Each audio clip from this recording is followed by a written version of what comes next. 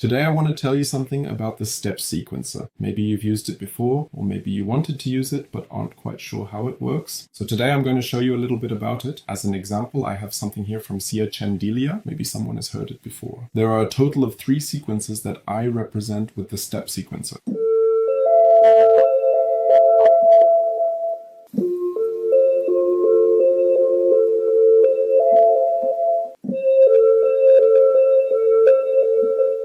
Indeed, all 3 distinct sounds that you are hearing, they all originate from the powerful AL-1 engine. And now I'll show you exactly how that works. First, in the example of the AL-1 engine, we go into the EX submenu of the engine. Then we go into the Pitch EG Mod menu and set the AMS to the Step Sequencer. We set the intensity to 12. The 12 here stands for 12 semitones. In the Step Sequencer, values are calculated from 0 to 100, meaning 0 and 100%. 100% would be a full octave, so those 12 semitones. It's a bit unfortunate that different units are used for the calculations here. Next, we go to the Step Sequencer page. You can see that I've already prepared quite a bit here, but we'll go through it again from the beginning. In the mode section, I can choose whether I want the sequence to play as a loop, meaning it always starts over from the beginning, or as a one-shot. In one-shot mode, if I hold the key, it plays through once and then stops. In the section below, we can select from which step to which step the sequence should run. So in this example, from where to where the loop should play. We can ignore all the other sections for now when it comes to the simple Step Sequencer. Now it gets interesting on the right side, where I've already prepared something. If the value is set to 0 there, it means the key I press will sound as it is. If I enter 100, I get an octave higher. If I enter -100, I get an octave lower. That's because earlier we set the intensity to 12, and 100% of these 12, meaning semitone steps. So if I want notes that are between the current note and the octave, I have to divide 100 by 12, and then multiply that by the number of semitone steps for the note I want next. 100 divided by 12 is about 8.3. And if, for example, I want the third semitone, I take that. So 8.3 times 3, then I get 25. That means for 3 semitones higher, I would have to set it to 25, just like I did here. In the next column, we can specify the note length in different variations, such as quarter notes as well. 8th notes, 16th notes, or triplets. And then in the third column, we can specify how many times. That means, for example, if I want a note length of 3 8th notes, I enter 8th note at the front and then a 3 after it. This way, I can also achieve dotted note lengths. And that's basically all there is to it. This is now the simplest way to use the Step Sequencer to change the pitch and thereby produce some arpeggios or riffs. You can do a lot more with it, but we'll talk about that another time.